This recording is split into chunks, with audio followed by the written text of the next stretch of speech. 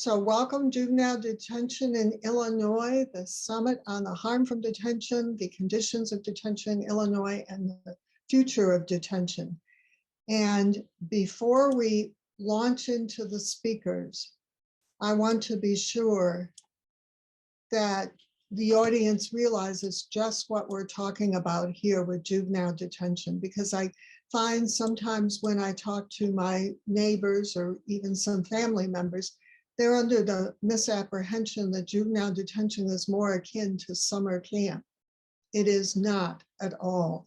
This is, and I'm very grateful to one of the downstate detention centers that allowed me to take these pictures about 10 days ago. This is an unoccupied wing in a juvenile detention center in the center of the state. You can see over on the left, the outside the doors going into these individual cells, and on the right is an individual juvenile detention cell. These are single occupancy, so only one child per cell. Heavy steel door, not much light coming in, a bed and a toilet sink combination. Pretty stark.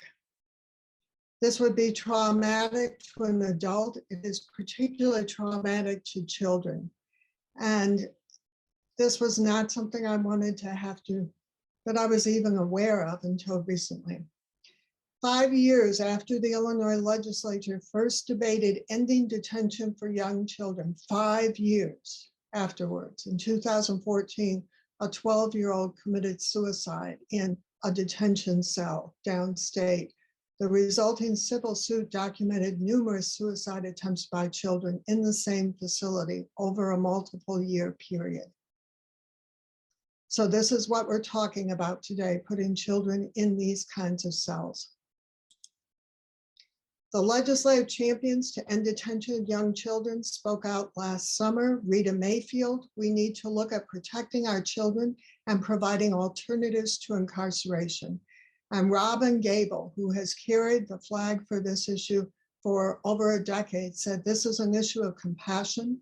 These are young children who are taken away from their families, communities, and research shows this event changes the trajectory of a child's life. They are more likely to have poor life outcomes.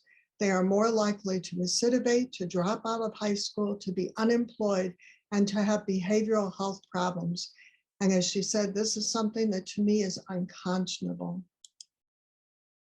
So on to our speakers, Dick MENDEL, calling in from Prague. And wouldn't it be nice if you could show some photographs of Prague as well, Dick?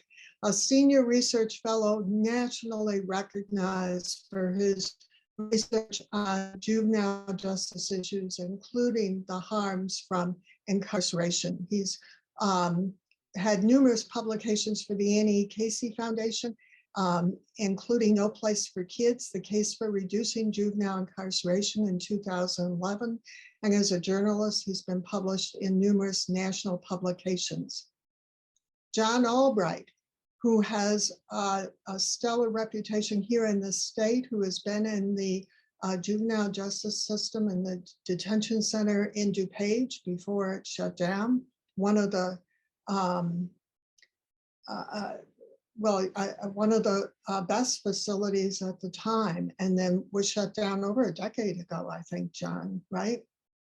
Worked as well in Cook County in the detention center there, and now is the Chief of Performance and Innovation for the Department of Juvenile Justice, in charge of inspecting our detention centers in Illinois.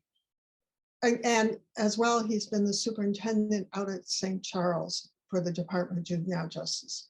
And Lisa Jacobs. Lisa, I don't think I could go through all of your different titles over the years. Lisa has trained judges through her work at the Administrative Office of the Courts years ago. She is the vice chair of the Illinois Juvenile Justice Commission, and in that role has been involved in detention issues for many years, pulling together really vigorous discussions of all of the stakeholders around the state. So one of the most knowledgeable people on the policy side of this issue. Currently, she is the Associate Director of the Legislation Policy Clinic of the School of Law at Loyola University. And many thanks to Brian Brown, the superintendent of the Peoria Juvenile Detention Center. Unfortunately, a family issue forced him to step back from joining this discussion, but he's been, like many of the superintendents, so very involved in this issue for many years, and we're grateful to all of them. With that, I'd like to turn it over to Dick MENDEL. I'll stop sharing the screen, and Dick, whatever, can we get your PowerPoint up there? Sure, one second. Let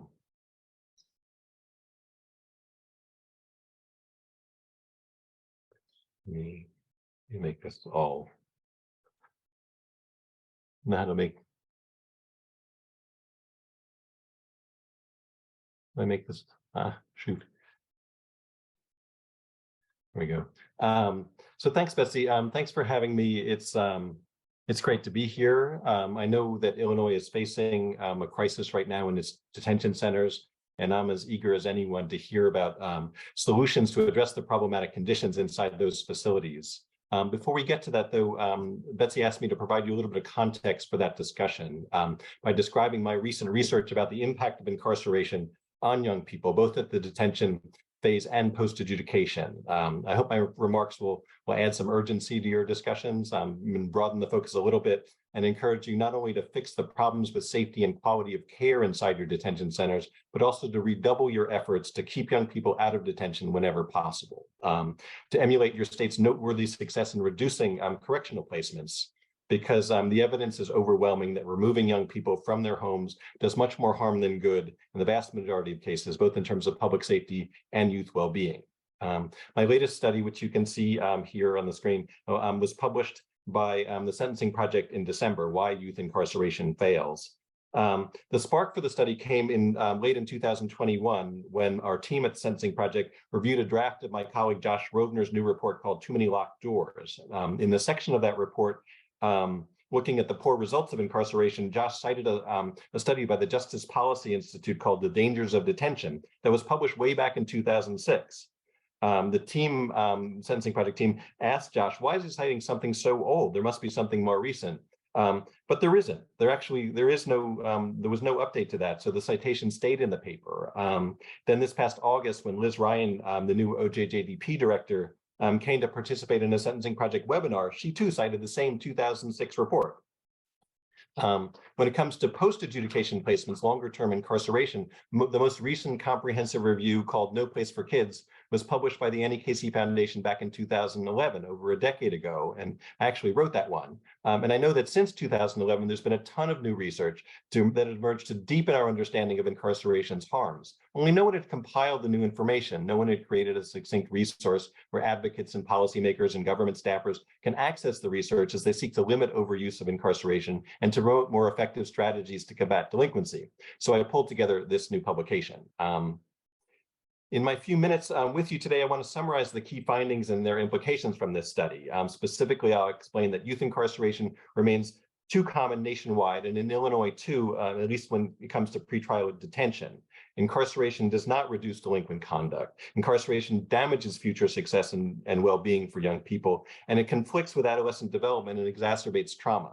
Finally, I'll explain why, given all the evidence, Illinois really needs to refocus on reducing its detention populations. So let's look at the data on youth incarceration in the US. The good news is that between 1999 and 2020, the single-day count of youth confined by US delinquency courts declined 77%, from 107,000 to 25,000. But we can't let that good news obscure the reality that the US continues to incarcerate young people at alarming rates, far higher than anywhere else in the world. As my colleague Josh pointed out in that No Locked Doors report, while the daily number of youth in confinement has fallen significantly, the use of incarceration is much higher when you look at it on an annual basis. Every year, American youth are removed from home by delinquency courts nearly 250,000 times. In 2019, that's the latest data, 116,000 young people were placed in detention. 55,000 kids were confined in residential facilities as a consequence after being found delinquent. Also, when you look closely, you find that the drop in confinement over the last 20 years is not due primarily to more enlightened policies at the state and local juvenile justice systems. It's rather just that fewer young people are getting arrested and referred to delinquency courts to begin with. Among youth who are referred to on delinquency charges, the share who are detained pending their court dates has actually been rising, especially for kids of color. And the share of kids from home following their adjudication hearings has declined only slightly since 2005, and it's actually been inching up again since 2014. These are nationwide data. Most youth confined by courts are not accused of serious offenses. Under 1/3 are accused of serious violent offenses. Many are confined for misdemeanors or technical violations or even status offenses. Finally, America's youth incarceration rate continues to dwarf that of other nations all over the world. According to a 2020 report from the United Nations, the US youth incarceration rate is 11 times higher than Western Europe and 11 times higher than Asia, 10 times higher than Eastern Europe, 7 times higher than Oceania, 4 times higher than Canada and Mexico, and 3 times higher than South America. We are really in a league of our own when it comes to overuse of incarceration for young people. That's the picture nationally anyway. I haven't had time to do a detailed analysis of data here in Illinois, but I do see one very clear trend. Youth in your state has had much more success, in reducing the number of youth committed to state correctional facilities than in reducing the number of youth confined in detention centers. The average number of youth held in your state's correctional facilities has fallen from nearly 2,200 per day back in 1999 to just 124 in 2022. That is a whopping 94% reduction. Data from the U.S. Justice Department Census of Juveniles in Residential Placement, conducted every 2 years or so, shows that from 2007 to 2019, detention populations in Illinois fell only 23%, well below the national average of 42%. By contrast, the number of Illinois kids in committed custody fell 83%, well above the national average, which was 65%. In fairness, Illinois' detention populations have been trending downward since 2019, but the state is clearly making far less progress in reducing detention than in reducing correctional populations. And there clearly remain many young people detained in Illinois who could be safely supervised at home. I think this point's critically important. While improving conditions in your detention centers is essential, a real emergency, the best way for Illinois to protect young people from the dangers of confinement in a detention center is not to put so many kids there in the first place. So now let's get to my research. Both nationally and Illinois, the continued heavy reliance on incarceration wouldn't be so troubling if confinement achieved its goals of reducing recidivism and helping young people straighten out their lives. But overwhelming evidence finds that removing children from their homes is not effective. It doesn't reduce reoffending, it harms young people's futures, even their health. And as a strategy, it contradicts what we know about adolescent development. In terms of reoffending, state data reports consistently show high recidivism. Within 3 years of release, 70 to 80% of the youth get rearrested. Controlled research studies show that incarceration most often increases young people's likelihood of future arrests compared with probation and other alternative responses. Meanwhile, the data show that large reductions in youth incarceration at the state level do not result in higher rates of youth crime. Research specifically about pretrial detention shows that it leads to more justice system involvement. Detention substantially increases the odds that young people will be incarcerated following their court hearings. Detention increases the likelihood that youth will be returned to juvenile court on subsequent charges. And time spent in detention as an adolescent also leads to more arrests and incarceration in the adult justice system. In addition to these poor public safety results, research finds that incarceration has a damaging effect on young people's long-term success and well-being. Specifically, incarceration undermines young people's education and career success. Many studies show that incarceration lowers high school graduation rates. Also, that youth leaving juvenile facilities have very low rates of re-enrollment in school. And incarceration dramatically reduces the rates of college enrollment and completion. Other studies find that incarceration damages young people's health. Many youth in the justice system suffer with serious pre-existing physical and mental health conditions. Studies find that incarceration worsens those conditions, and that incarceration leads to poorer health in adulthood. Incarceration is even associated with shorter life expectancy. Perhaps most alarming, incarceration exposes countless youth to serious abuse and maltreatment. In a 2015 report, I documented serious systemic or recurring maltreatment and abuse in the state-funded youth correctional facilities in 29 states and the District of Columbia just since 2000. Since 2015, new revelations of heinous abuses have been documented in several more states. Terrible stuff that's being inflicted on young people by the justice system itself. Surveys of incarcerated young people find that a sizable percentage report that they've been abused or maltreated. My research on maltreatment didn't look at detention facilities specifically, and I'm not aware of any national data on abuses in detention, but it's clear that problematic conditions are commonplace, just as they are here in Illinois. The plain fact is that providing safe, developmentally appropriate care for justice-involved youth in locked facilities is exceedingly difficult. The challenges of hiring and training qualified staff and motivated staff, providing effective educational and youth development programming, addressing the physical and mental health needs of a population of troubled, traumatized adolescents, they're daunting under the best circumstances. Effective oversight is critical, and it's often lacking.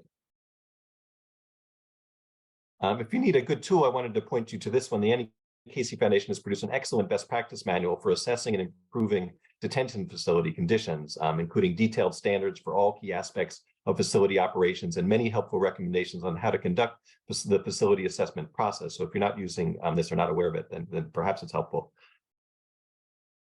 When talking about the many harms of incarceration, we should never forget that they are inflicted disproportionately on youth of color and especially Black youth. Youth of color are placed in detention at far higher rates than white youth, and many studies confirm that the disparities in detention are driven at least partly by biased decision-making.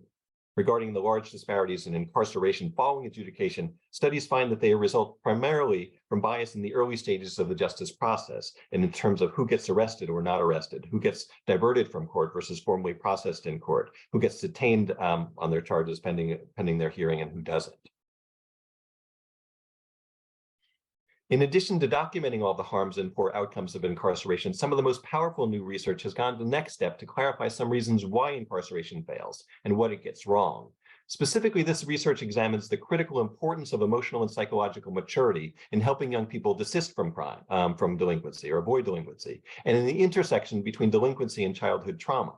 By now, we all know that the human brain doesn't fully develop until age 25, and that during adolescence, the lack of brain maturity is linked to delinquent conduct. That's why most youth age out of delinquency over time. New research shows that the desistance from delinquency is tied to psychosocial maturity, developing the abilities to control impulses, to delay gratification, to weigh the consequences of one's actions, to consider others' perspectives, to resist peer pressure, and more.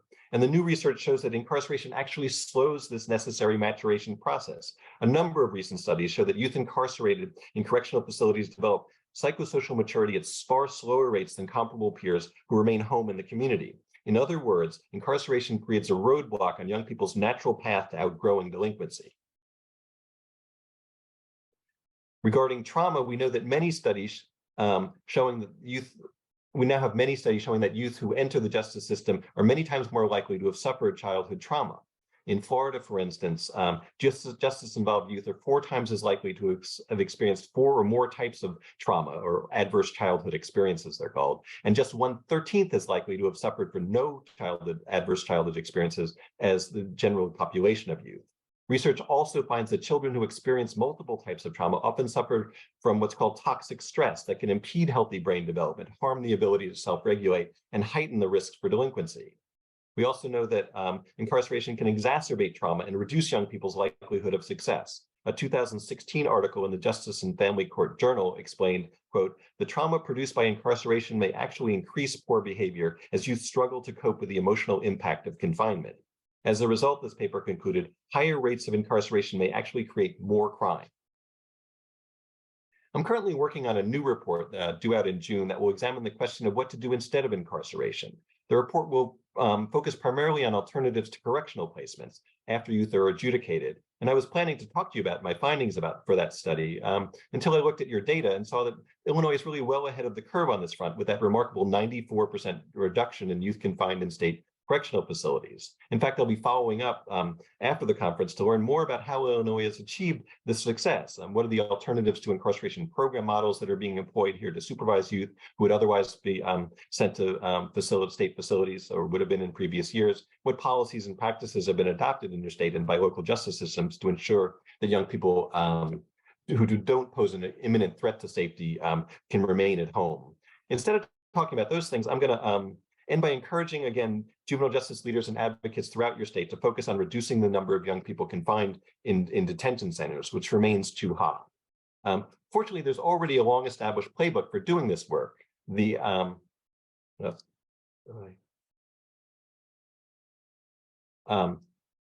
there it is. It's the JDAI model with its 8 core strategies. It's been around for more than 25 years now and has helped hundreds of local court systems nationwide sharply reduce their detention populations. JDAI isn't new to Illinois. In fact, Cook County was one of the original pilot sites and long served as a JDAI site, a model site. Sadly, unlike other states, no movement ever emerged in Illinois to support statewide replication of the model. And it only reached a handful of counties, which is a shame because JDAI's strategies provide a proven roadmap for reducing unnecessary use of detention. But it's not too late. In addition to your necessary efforts to improve conditions inside detention centers, I'd encourage all of you to take a good look at JDAI, to dust off the old practice guides, perhaps contact the Annie Casey Foundation for support, because the evidence is overwhelming. Removing young people from their homes, locking them in detention cells, it simply doesn't work.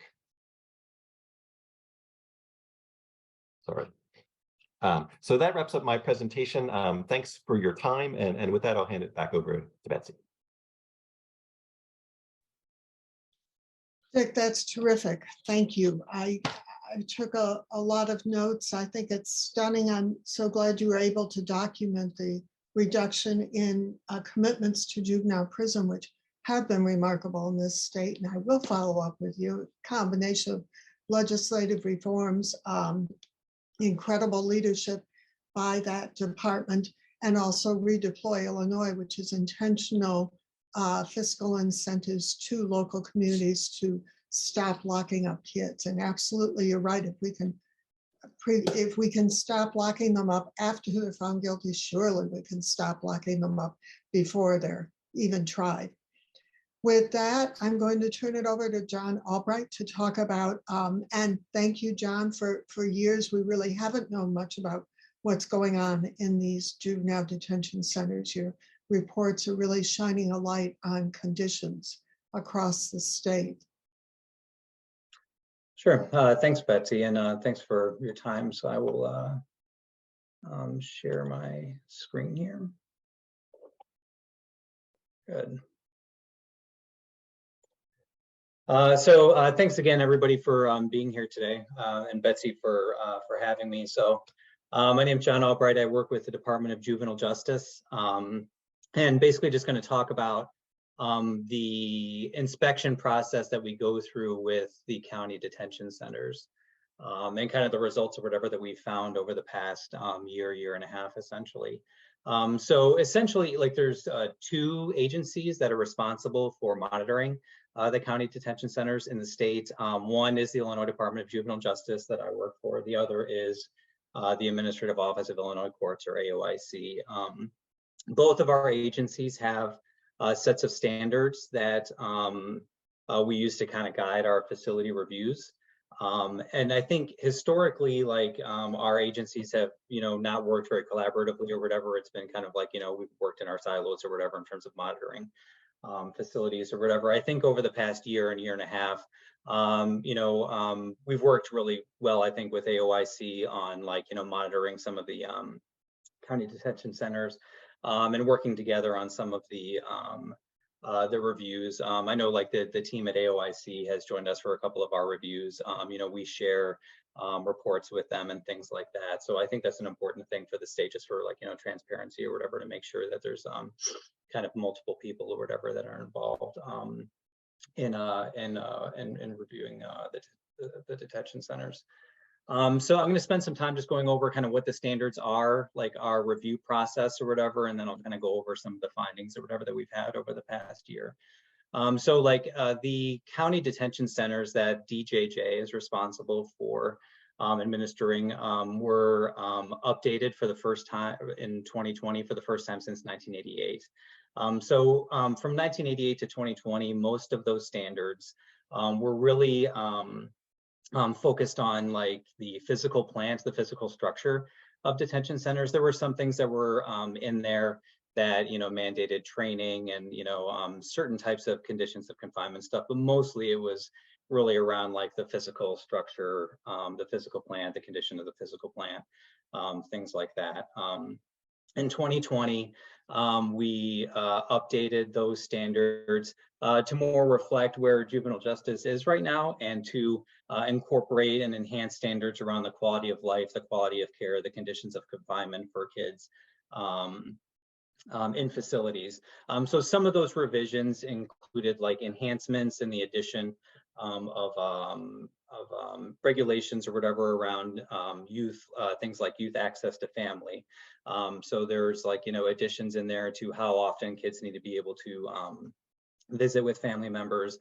Those visits need to be contact visits as opposed to non-contact. Like before, you know, there were a lot of like facilities that had like the whole like, you know, window with the phones or whatever, you know, that, you know, would be used for like, you know, interaction with families. The new standards or whatever require contact visits, things like that.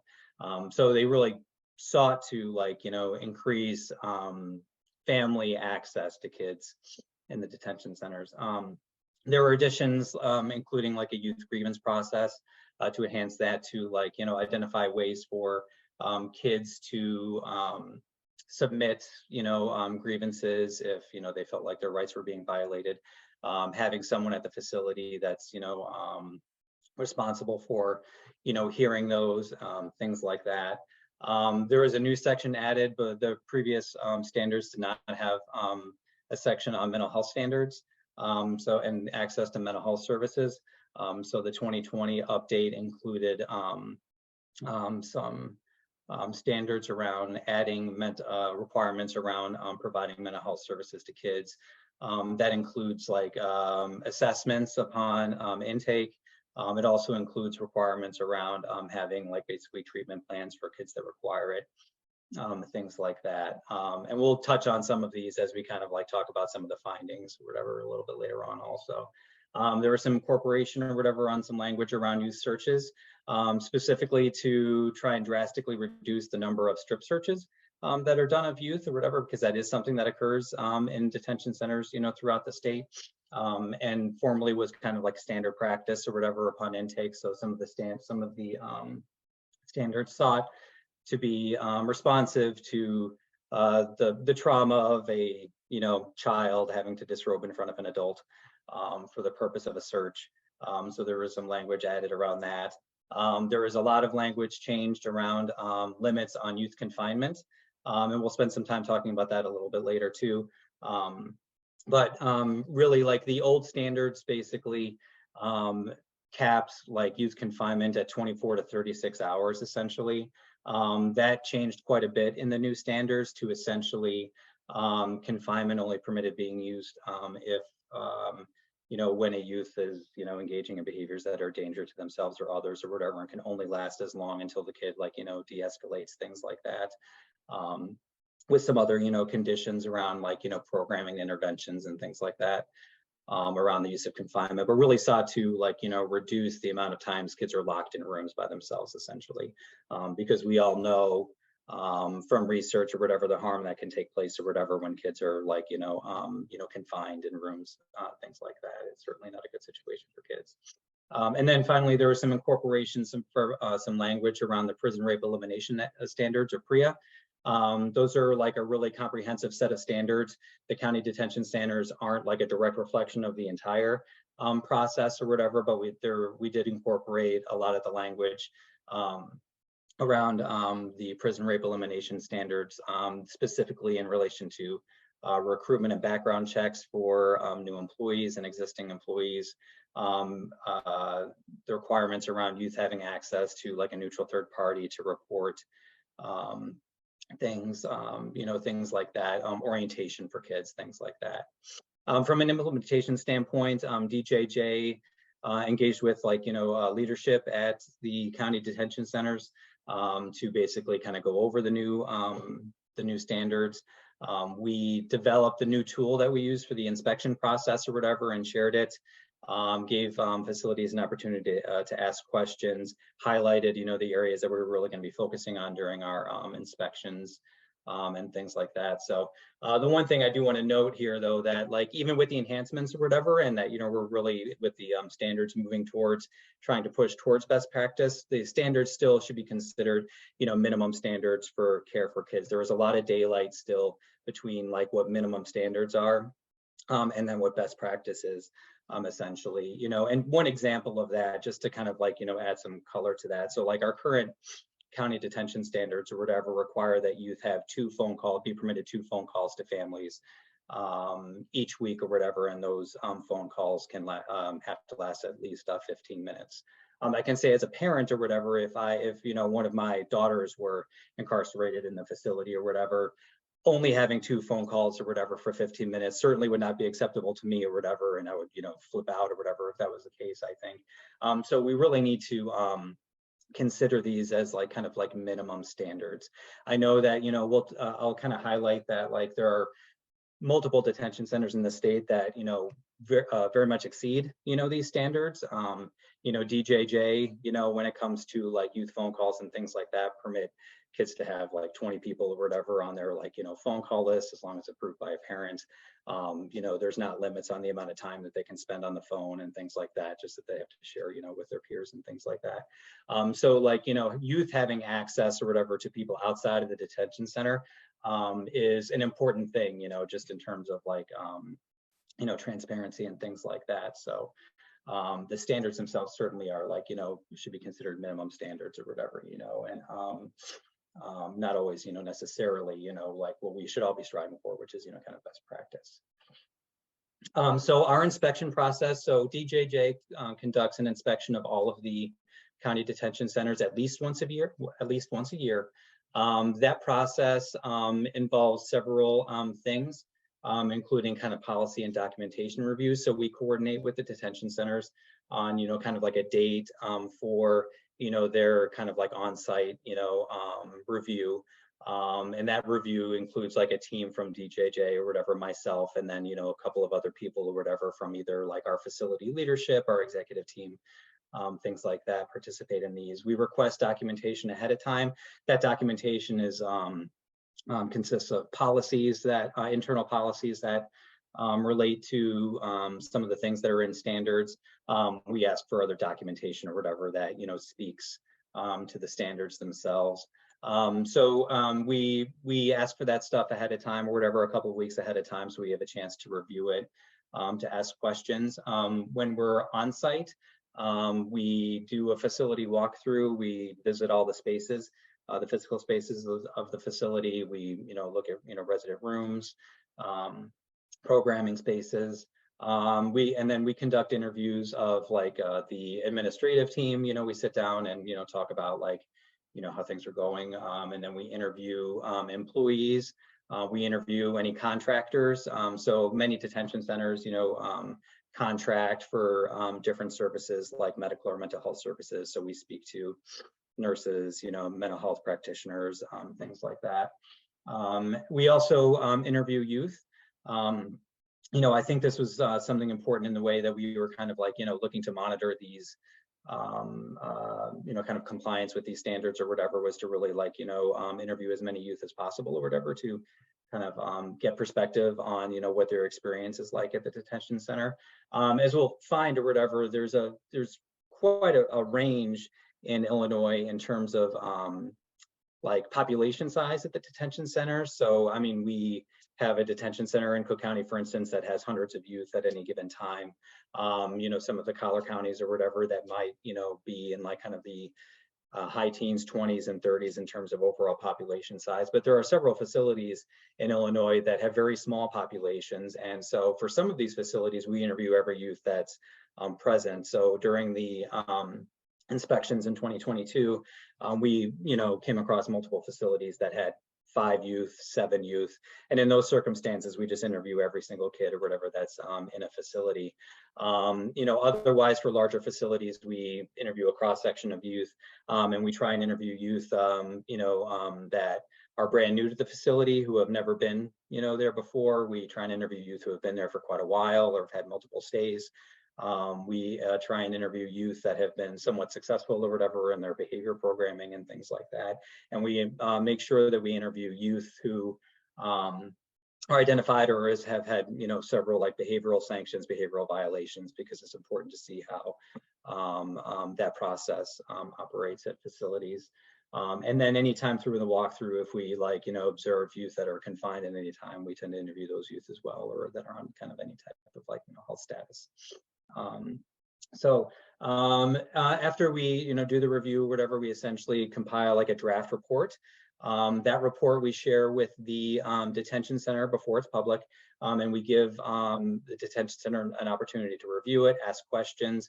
We'll meet with them or whatever in case if there's like, you know, any concern that, you know, we've come to a like, you know, conclusion that's incorrect or anything like that. So we give that opportunity, you know, but I will note or whatever that in the, you know, in all the reviews that we did in 2022, for instance, or whatever, there were very few times or whatever that there was like, you know, much like discrepancy or like any type of like, you know, disagreement with some of our findings. You know, I think that one thing to note that when we get to the findings or whatever is that the findings themselves in many ways were not particularly difficult to make, right? You know, like we didn't really find a lot of discrepancy between what the documentation said, what administrators reported, what, you know, staff report and what kids report. Usually those lined up pretty well, and the conclusions themselves were not terribly difficult to make. So after that period, we do finalize the report. Our final reports are shared with the county board chair, with the chief judge.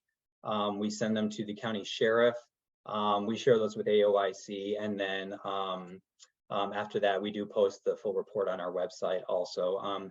We did make the decision to start putting these on our website because, again, like, you know, I think like just for transparency purposes, you know, there's, you know, plenty of detention centers where youth have access to, you know, people outside of the detention center, but, you know, like detention centers, jails can be fairly opaque places. And so for transparency purposes, we thought important or whatever to kind of like, you know, share that because for some youth, as we'll find or whatever, really the only access they have to like, you know, people outside of the detention center, outside of attorneys or going to court, are really like, you know, DJJ or AOIC when we're coming through for the for our reviews. The other thing I just to note just about the reports themselves. So while DJJ has like kind of this responsibility to like develop the county detention standards or whatever, and then monitor them in the way that we do, that's really where like DJJ's authority ends. So there's really no like incentive that DJJ has, you know, to like encourage compliance with standards or whatever, and there's no process for accountability essentially or whatever. So, you know, like for DJJ, we develop the standards, we conduct the reviews or whatever, we publicize those, but there's really no like there's not much teeth or whatever that like, you know, DJJ has after the fact or whatever, outside of like, you know, engagement and things like that. We do like work with detention centers and offer like technical assistance when possible, when we can.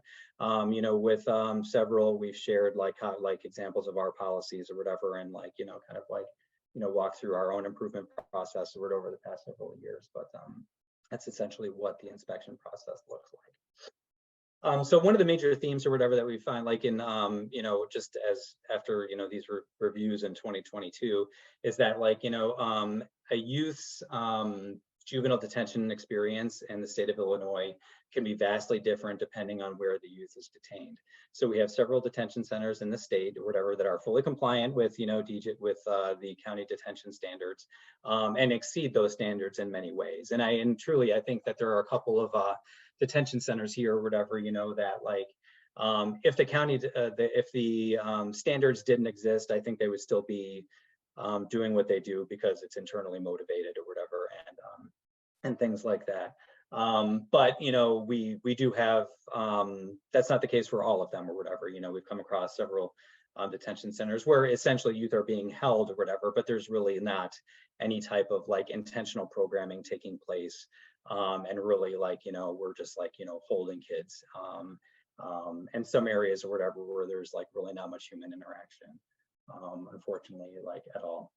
So I'm going to talk about like kind of like the common areas that we found, you know, in terms of like that are, you know, kind of like areas of concern or areas of non-compliance, if we want to use that term. And then I'll also talk about what I saw as like kind of the themes that seem to contribute to the detention centers that really seem to be like, you know, certainly exceeding our standards and things like that. So I think the most common areas of concern that we found are in like a kind of a cluster of areas here. Certainly around youth confinement or whatever is where we found like really like the largest amount of problems across the state. And I think there's several things that are kind of contributing to that.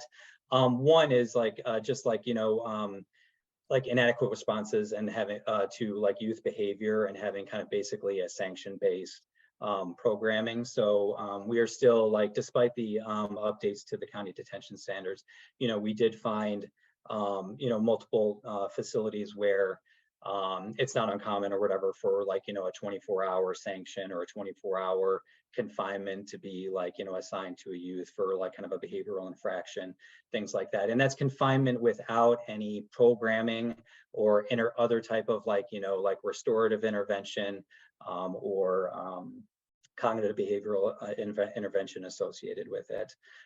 So we have come across that. We've also come across, you know, most detention centers have some sort of like status for youth who engage in fairly significant behaviors, and that what they call it, like, you know, might be different across, you know, detention centers or whatever. But, you know, we do come across like, you know, situations where youth are on this status or whatever, and the status or whatever is essentially like kind of like a confinement status for an extended period of time.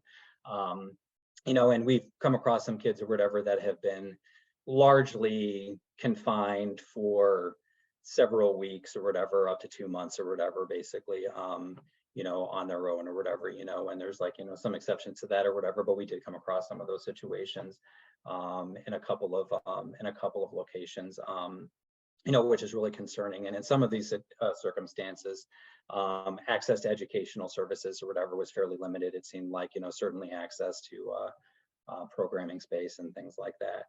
And there's an additional factor that I think is playing in or whatever to confinement in some detention centers or whatever, and that really is about in regards to inadequate staffing. So like lots of industries, like the juvenile justice system or whatever is experiencing struggles with hiring and retaining staff or whatever. You know, I think it was a very much a theme or whatever in our reviews or whatever that, you know, a lot of the detention centers were reporting really difficult times or whatever hiring, not having a lot of applicants, you know, things like that. So, you know, we at DJJ or whatever, our applicant pool or whatever has certainly, you know, shrunk. Fortunately or whatever, we've been in a spot where, you know, it hasn't gotten as, you know, egregious for us or whatever, certainly. But there are some detention centers where this truly is a factor. And so I do want to, you know, make sure that we clearly articulate that the findings that we have or whatever around youth confinement, you know, I think are largely driven by the things in the first bullet there or whatever, you know, the response to behavior and things like that. But we also can't ignore whatever the staffing problems or whatever that like a lot of facilities are facing. And I know that a lot of the administrators at different county facilities have tried to be creative or whatever and trying to you know, recruit more employees. I know that several have increased starting pay over the year. I know that there's been some waivers to like some of the prerequisites and things like that that people have sought out, and some other types of like kind of like, you know, creative ways to try and you know, recruit staff or whatever, you know. But so while it's not like a primary factor or whatever in what we're found or whatever, it certainly is playing a factor. And operationally, what that looks like is that essentially some detention centers or whatever are going to a process where they're rotating kids in and out of their rooms for to be able to accommodate like kind of like, you know, being short staffed essentially. And so youth are, you know, spending half of the day or whatever, or in like 2, 3, 4 hour blocks or whatever, rotating in and out of their rooms to like kind of accommodate for like those staffing problems.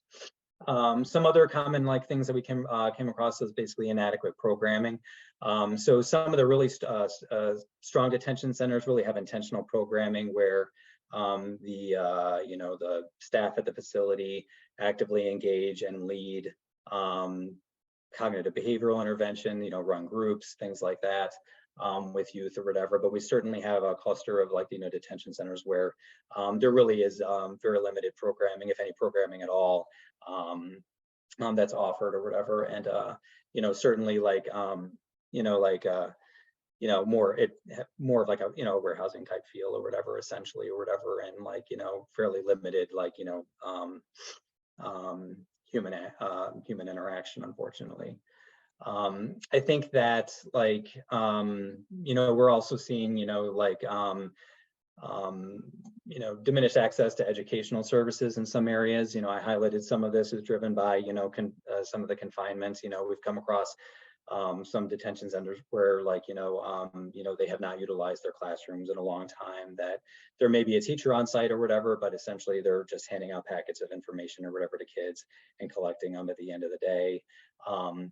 The standards really speak to like 5 hours of like educational services being provided to all kids every day. That was lacking or whatever in some areas. And I think that some, you know, in some places there's not enough teachers available to for the number of kids that are there, that the school day isn't long enough or it's significantly disrupted. And again, they're sending half the kids in the morning and then half in the afternoon. Things like that or whatever. And then we came across some situations where there was inadequate special education services, so none of the teachers being, you know, certified for providing special ed services, things like that. I think that we also came across quite a bit of like, you know, problems as it relates to the access for mental health care. And again, we're really going to see a gamut here or whatever, where, you know, there are some facilities that have multiple mental health practitioners on staff. They're, you know, like, you know, every day of the week and things like that. And those who have access to those mental health practitioners throughout the day. But we have come across some jurisdictions or whatever where counties are spending $0 on providing mental health services to kids at all. And so like, you know, there were some facilities or whatever that we reviewed or whatever where there was no mental health practitioner like employed, like not, there wasn't a contract, or the contract was really limited or whatever, or only offering like, you know, 4 hours of services per week, you know, for the entire population essentially. And what we're really wanting there or whatever is that the mental health care or whatever for kids in detention should like meet or exceed, you know, what's available to kids in the community. So, you know, like, you know, what we're really looking for or whatever are like, you know, mental health assessments, you know, being conducted for, you know, all the kids that come in, and then, you know, like treatment plans being developed and implemented or whatever for youth that are at the facility. But there are some really that would just, you know, kind of like, you know, resort to calling SAS or whatever, you know, if a youth was in crisis, but, you know, there was really no in between, essentially or whatever. And so that was something that we saw, you know, quite a bit in 2022. There has been some movements by some places. I know some jurisdictions have engaged in some, entered into some contracts since then, or increased the number of hours available. But it was something that whatever that we found. And then like the kind of the final bucket or whatever is, you know, in relation to the PREA related standards, certainly, and that was really in relation to communication to youth and orientation to youth and what their rights are in relation to the Rape and Elimination Act. So, you know, one of the things that we ask kids or whatever, if they even know what PREA is or if they've ever heard of the Prison Rape Elimination Act, and some haven't. And so, you know, those findings are really around like orientation to youth, and then access for youth to a neutral third party to make a report. Because again, you know, one of the things that's important or whatever is for kids to have access to people outside of the facility to make a report if there is any allegation of abuse or anything like that. And that's a really important thing. You know, I think, you know, like in DJJ, our youth have access to lots of different people on the phone. They have access to a neutral third party. They have access to an ombudsperson's office. There's lots of different places that a kid can go or whatever if they want to report something. But for a kid that's in a situation where they're 12, 13, 14 years old, there for the first time, confined for the much of the day, have 2 phone calls or whatever to their family or whatever, you know, like per week, and have limited interaction to a mental health practitioner, maybe a grievance process or whatever that isn't functional. You know, we do want to work towards or whatever having youth having access or whatever to lots of different ways to make to communicate, you know, if you know, something's happened essentially. So this certainly isn't like, you know, an exhaustive list or whatever of some of the findings that we've had, but these are like the most common ones essentially or whatever that we found. But again, all of our reports are kind of like on our website.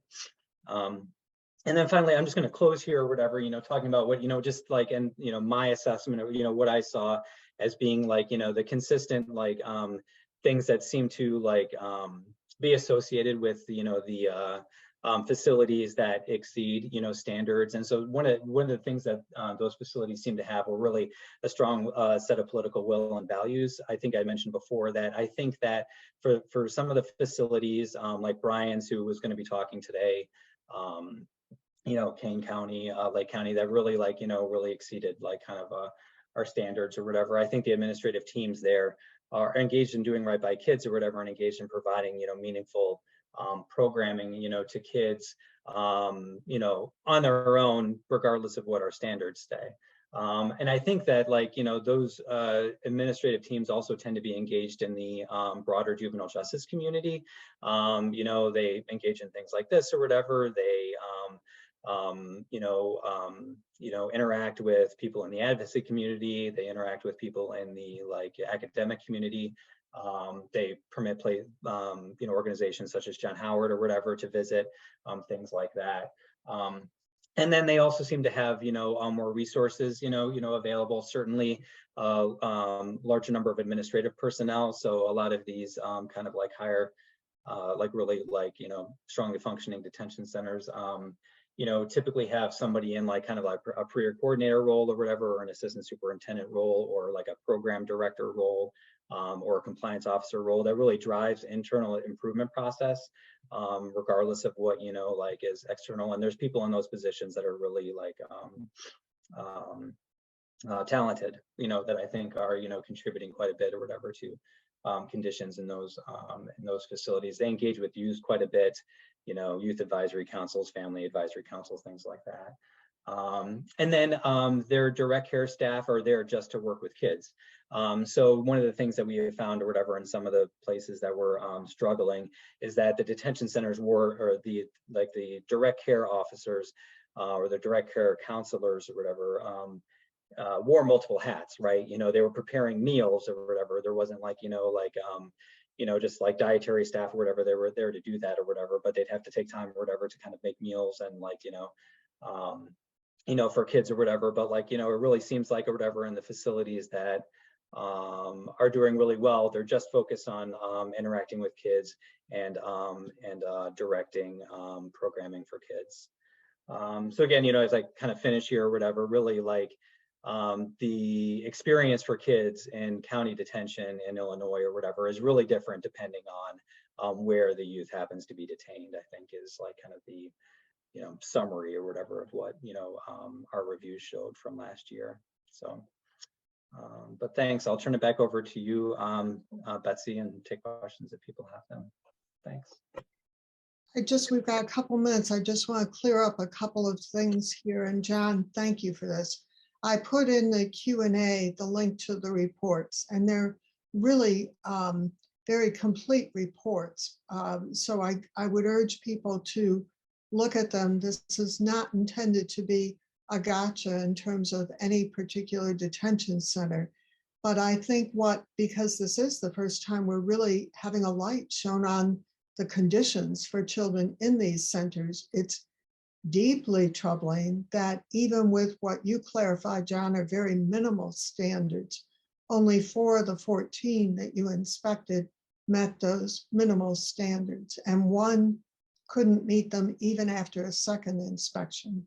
So I think that's really troubling to see. But I would urge people to look at those reports for the details. And it's not, the other thing I had asked you about, and these facilities are expensive. They're court run, counties fund the operations, and the state gives a reimbursement for salaries. So state funded, county funded, court run, complex institutions. And I've asked you before, John, is this just an issue of staffing? And I think this last slide that you gave in the discussion there shows that it's more complex than that, that it's vision and leadership, and more staffing is not necessarily the answer. But I guess that's a leading question. Could you elaborate a little more on that? Am I interpreting your last slide correctly? Yeah, so I wouldn't be able to acknowledge or whatever that staffing certainly is an issue or whatever that like everyone is facing or whatever, but that's not the only thing driving the stuff that we're seeing in relation to especially in relation to confinement, essentially or whatever. So I think that the important thing is to acknowledge or whatever that like staffing issues are part, and certainly a complicating factor. But really organizational commitment or whatever, seems to be the biggest driver that contributes or whatever to the facilities that are performing really well or whatever. I think is really kind of like an organizational commitment or whatever, to a certain set of interventions for kids.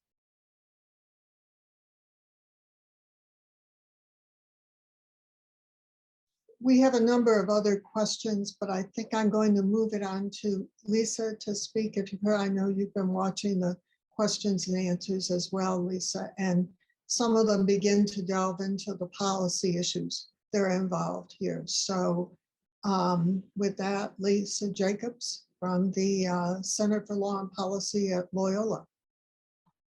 Good morning, everyone, or soon to be good afternoon.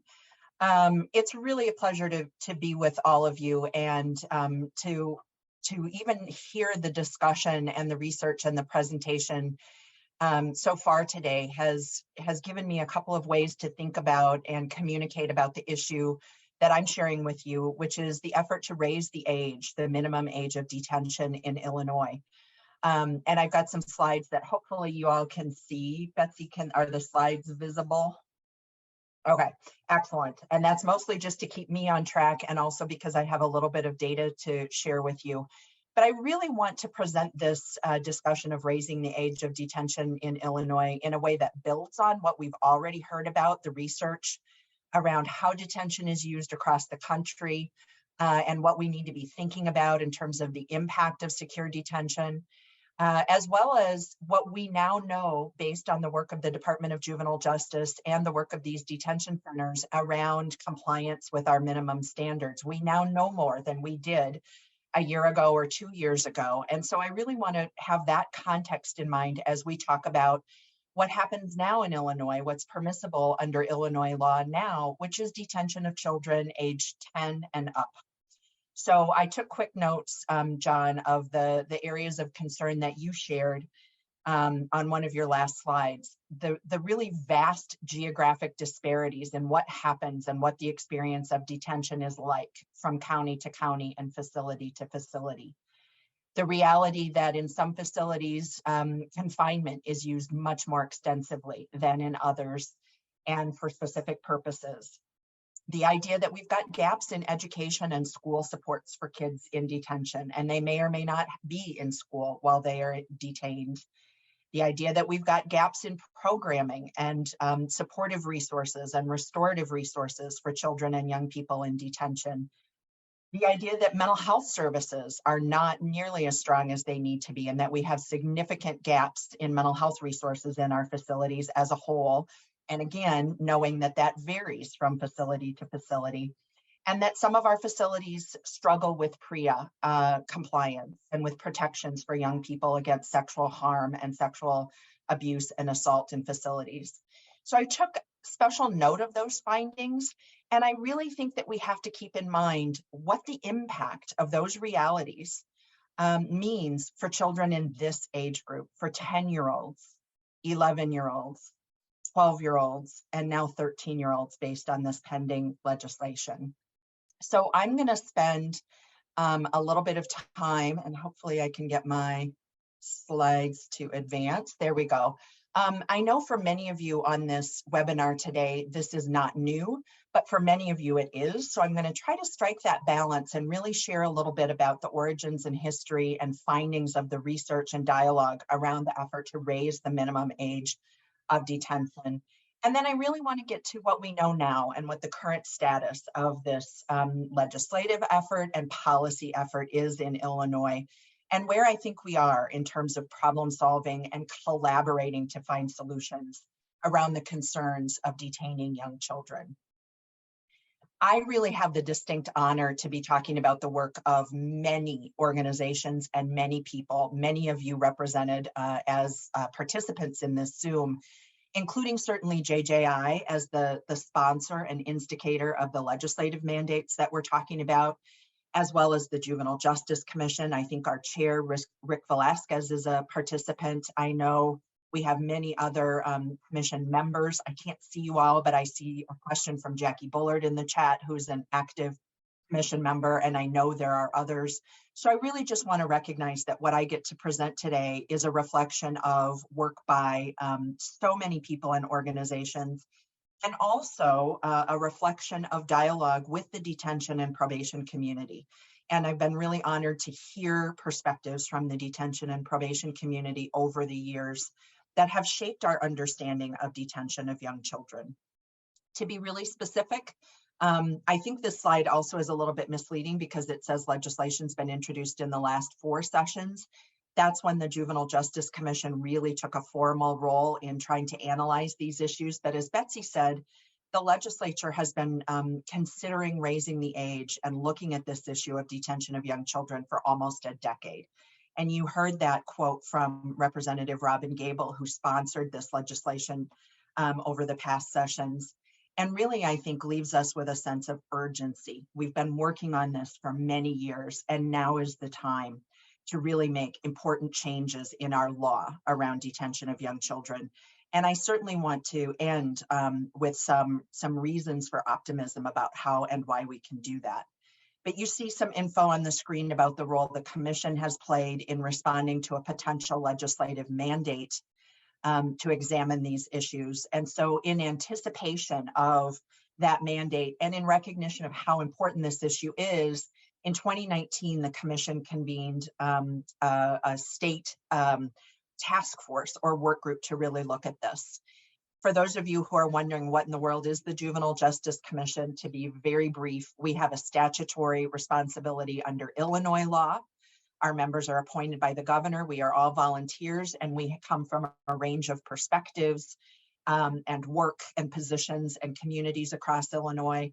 And then we've got these federal responsibilities, and these federal and state responsibilities really intersect in the area of policy, as well as allocating our federal resources, but really making recommendations to policymakers in Illinois about important juvenile issues.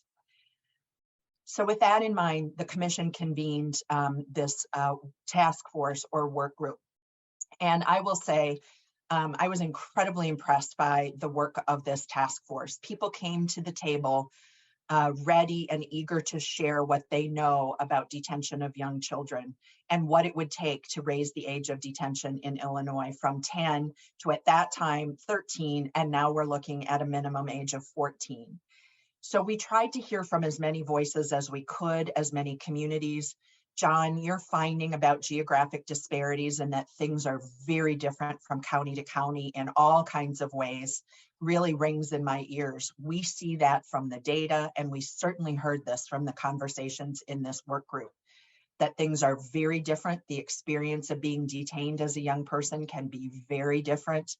Who gets detained from county to county is very different. And again, just amplified when you are 10, 11, 12, or 13 years old, when you are a child experiencing this. So one of the things we really had to do was make sure that we were all on the same page, because we brought together advocates, detention alternatives providers, crisis response providers, practitioners, and we really needed to ground ourselves in an understanding of what detention is in Illinois. And I think it's one of the lesser known pieces of our youth legal system. There's not a lot of understanding about what detention is and how it works. And I think it's been referenced a few times already this morning, but one of the things we really have to grapple with is that the majority of admissions to a detention center in Illinois are primarily pretrial. They're happening right at that front end following a law enforcement contact and arrest.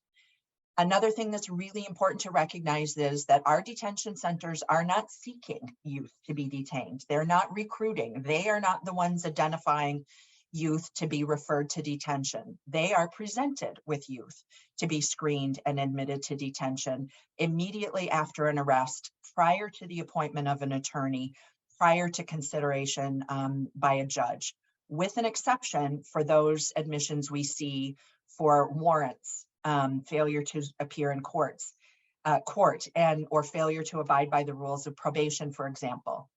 And interestingly, and I will speak for myself, concerningly, that's one of the main drivers of detention of young children, is the issuance of warrants for failure to comply. And those are automatic holds in many, if not most, of our detention facilities and counties across the state. We know that we've got 16 facilities. We've already talked about the vast sort of differences in the communities in which these centers are housed and what happens within those detention centers. And I really want to emphasize this last piece that's on your slide. We heard really clearly and sometimes heartbreakingly from detention personnel and detention leaders how difficult it is for them to care for young children. It's difficult for them to care for all children. And you've heard the reasons for that from both Dick and John today. The challenges in staffing up, the challenges in having qualified and motivated staff, the challenges of caring for children who are in crisis, the challenges of doing this work when you don't have the resources you need, and perhaps your facilities are not the right responses for these children. And we heard very clearly that when we're talking about 10-year-olds, 11-year-olds, 12-year-olds, for example, those challenges are even more acute, and that frankly, detaining children can be traumatic, not just for the children, but for the staff who are trying to care for them. And I think Betsy's reference to what we know about self-harm and suicide when children are detained has to ring in our ears. So just a little bit about the numbers we're talking about here. I guess the good news is, in some ways, we are talking about quite small numbers. And our baseline for the 2019 data that we were able to pull is on the screen. At that point, we were talking about 112 admissions and 84 unique youth. And what that tells us is some of the children in this population were detained multiple times. This is a very small proportion of all of our detention admissions. But I think we have to care about this for a couple of reasons. Number one, what Dick's research and all of the research tells us about the likelihood of continuing to cycle through and come back as an older child or an older youth. Once you've made those first steps in detention, we know that detention is correlated with an increased likelihood of future detentions, even when we control for other factors. So we ought to care about the detention of young children. And then for reasons that are probably really clear to folks on this Zoom, and I think we've heard in both Dick's presentation and John's presentation, the profound harms that can occur for children in detention, especially when they are this young, especially when they are this immature and vulnerable. So there was some good news, but some reason to be concerned. This is a very simple bar chart that shows the trends in admissions of 10, 11, and 12-year-olds. And I think shining the light and having this cross-system dialogue and dialogue with detention leaders and probation leaders and advocates and practitioners had really started to drive down our detention admissions, particularly in a couple of counties where leaders really stepped forward and made changes at the local level. But it's really difficult to sustain change that's made based on local leadership alone. We know a change in who is in leadership in law enforcement or in probation or at the state's attorney's office, or a change in judge can flip things really quickly. And we think we know that the pandemic was an incredibly stressful time for everyone, including vulnerable children, families, and communities. And as a result, we're seeing these numbers go back up in 2022, that's 6 months of data that you see on the screen. So here you just see a couple more observations about trends. I really want to note that green bullet point around girls in this population. We did not see detention admissions for girls 10 to 12 decrease during this time. And in fact, we saw a small increase. When we've got a small number, we know that the numbers can really move quickly in terms of percentages. But there's something going on there in terms of detention of girls that we need to pay attention to. I'm going to come back to this because I really want to focus in on this. Again, some good news in many ways. We can choose to look at this as good news. We are generally talking about very few admissions for 10-year-olds and not that many admissions for 12-year-olds and more for 11-year-olds and more for 12-year-olds.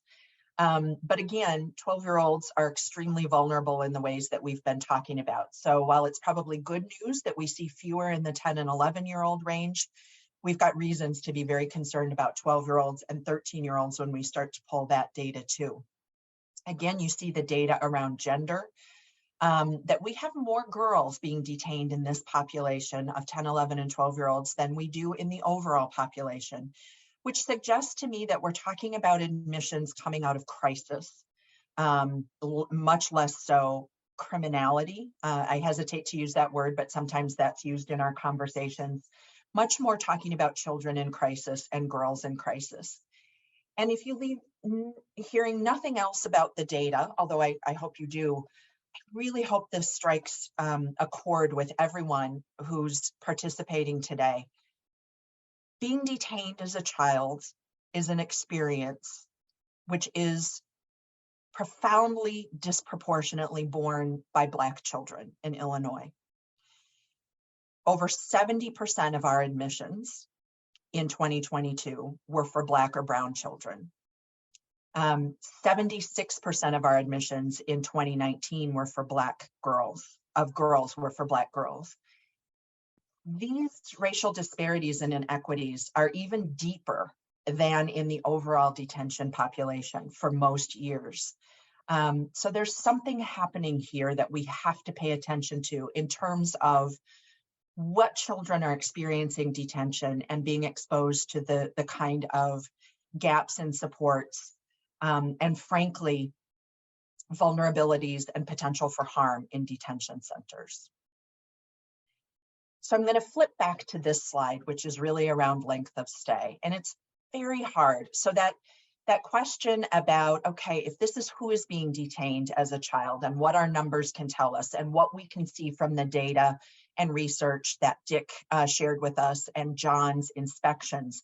This is the experience of detention in Illinois. How long are children being detained? It's a very, I think, interesting and notable data set. And you can see it could be for 1 day, 24 to 36 to 72 hours for these children, 10, 11, and 12, and 13 being detained. So they come in with a law enforcement referral, come in some sort of crisis, and then are released in large numbers the first time they appear before a judge at a detention hearing. So that is what's happening for most of these children, which suggests a couple of things, that perhaps they are not very likely to be presenting public safety risks, but in fact are in crisis and then are released and experiencing what we've been talking about, what it's like to be detained. On the other hand, we see some very long lengths of stay where children are in this age range are being detained 30 days, 60 days, 90 days, sometimes more, which again, by and large pretrial, these are not sentences of detention, these are pretrial holds. And there's something happening in terms of what that child needs in terms of services and supports.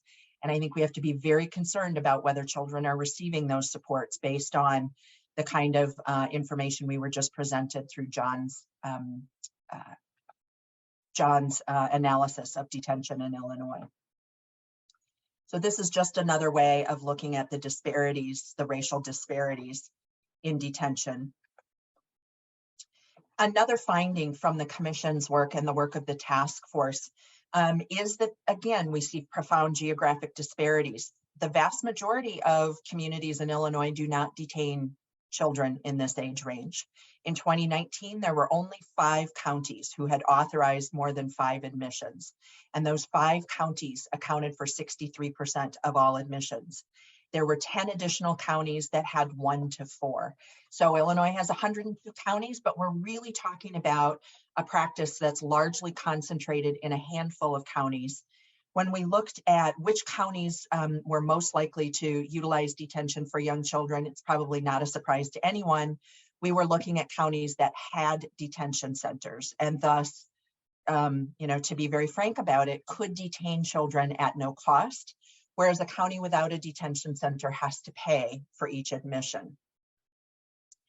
The other thing that we were told to expect when we looked at the data was that by and large, children were being detained only when it was absolutely necessary because there were public safety risks in play, and that we should expect to see really serious offense patterns. And that's not what the data shows us. We see that in this particular data set, 2/3 of all admissions were for one of these 4 charge categories, including domestic battery, which we have reason to think from additional research and additional work we've done, is families in conflict, families in crisis. Aggravated battery, we believe, tends to involve school-based behaviors. And again, kids in crisis in school settings being referred to law enforcement and then being referred to detention. This is the pattern that I was sharing before around automatic holds for failures to appear in court or failures to abide by probation conditions. And we really, I think, need to think carefully about that when we're holding a 10, 11, 12, or 13-year-old accountable through detention for not appearing in court, not getting to probation, or not following the rules. Is that really the way that we're going to get the best possible outcomes with young children?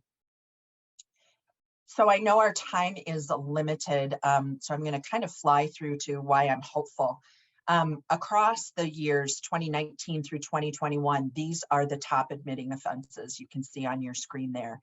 Aggravated battery, again, very likely to be driven by school-based referrals.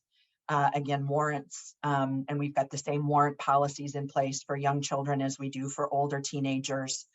Family crisis manifesting in domestic battery, and then some sort of disorderly conduct. There were no admissions for charges of murder during this entire time frame. You've already heard a great deal about the research on why we need to be very careful in how we use detention. Even the best detention centers, as John was talking about, with excellent leadership, very qualified staff, there are inherent harms of being detained. There's limited research out there about specific impacts on younger children, a very large body of research with which Dick presented to us around the negative impact overall. But there is emerging longitudinal data that we should be very careful about detaining young children, because the negative detrimental impacts of detention seem to be particularly profound for younger children, including physical injury and impairment later in life, severe mental health problems, and suicide and self-harm, even when we control for the vulnerability of youth when they go into detention. So the last chunk of info I want to share with you, and then really open it up, I know we want to have discussion, is around what our system looks like.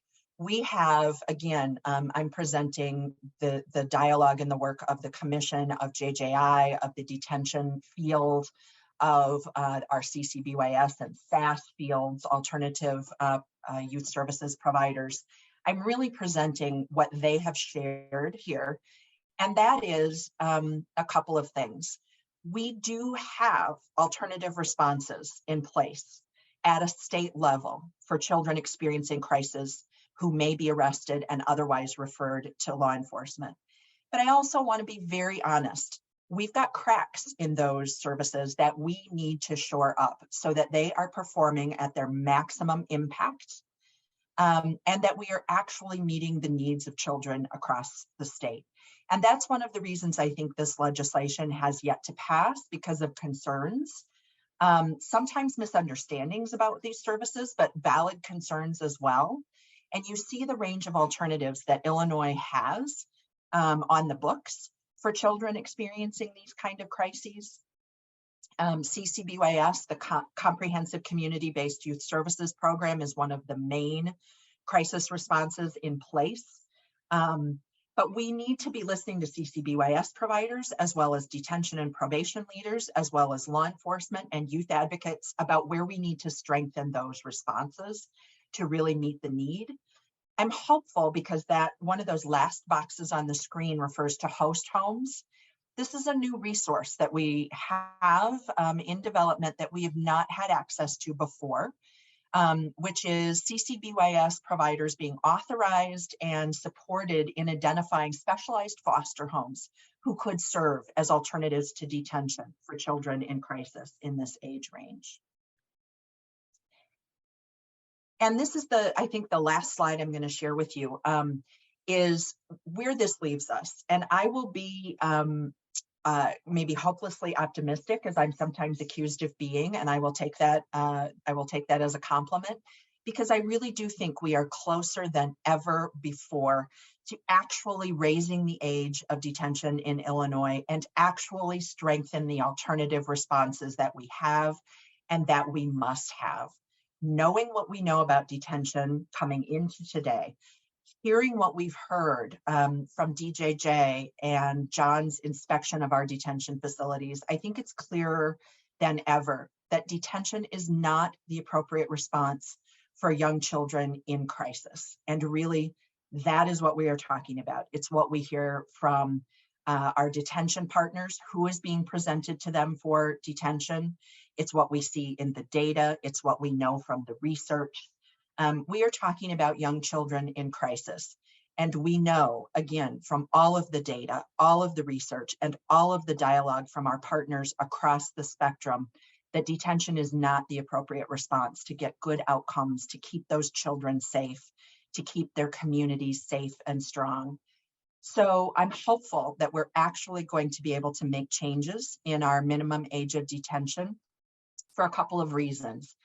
Number one, because of the dialogue we've been able to forge among these partners and movement toward collective problem solving, as well as some elements of the pending legislation that JJI has worked with the legislature to introduce that would both raise the age, but also change some of the language around detention so that we are making detention a last resort and eliminating some of the challenges that we've got in the current statute, as well as what I already mentioned in terms of host home development for our CCBYS crisis responders, as well as the governor's budget address and what we know is going to be happening at the state level in terms of investing more resources in these crisis responses.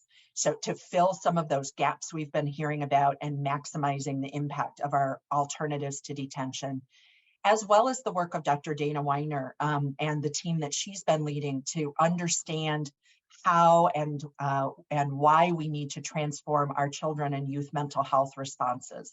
So many of you are very familiar with her work and her recommendations that are now being addressed in this year's budget, as well as ongoing work at the state level to fill those gaps in crisis response for mental health crisis for children and young people, increased access to our existing mental health resources, increased investment in alternatives to system penetration, including the juvenile legal and criminal legal system, and increased system transparency and accountability.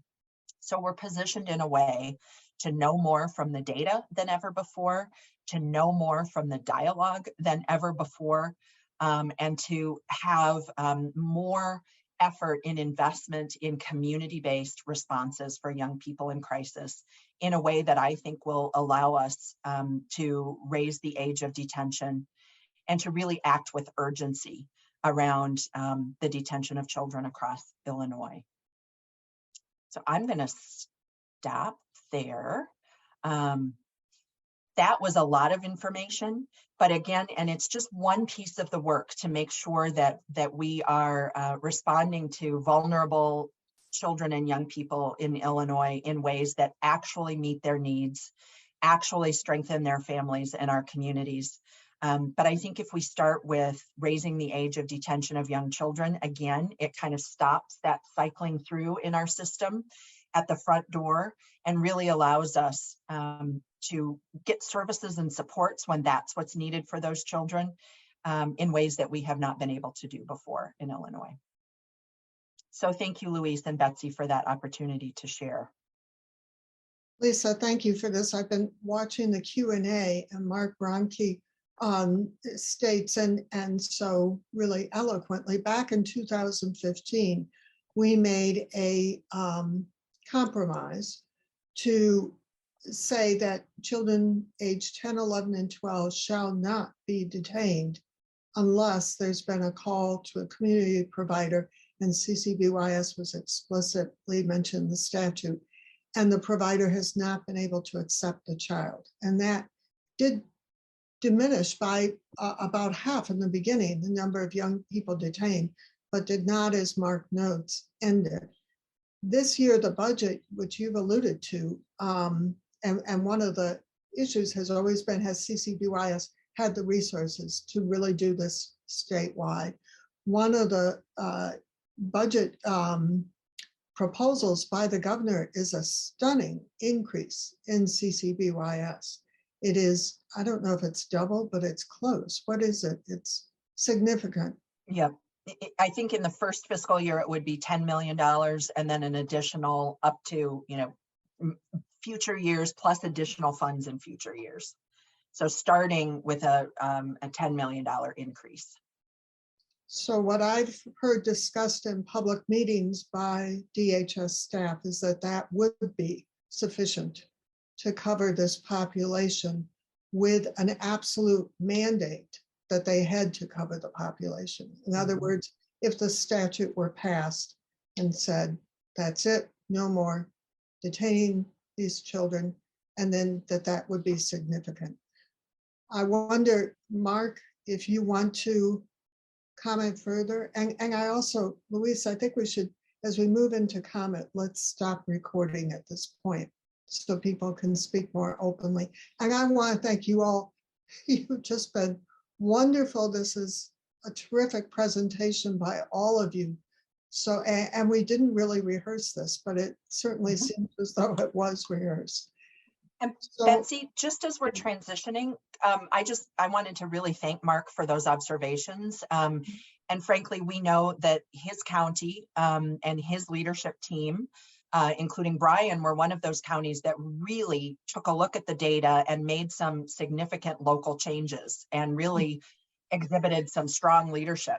But I think what's important to know is, unless we make a statutory change, it leaves people in those fields performing sort of roles that they weren't intended, or that it isn't really practical for them to play in terms of shutting that loophole, closing that door to detention of very young children. So I'm really appreciative of Mark's insight and Brian's leadership over the years. And we've learned a great deal, which again takes us exactly back to the need to make a statutory change.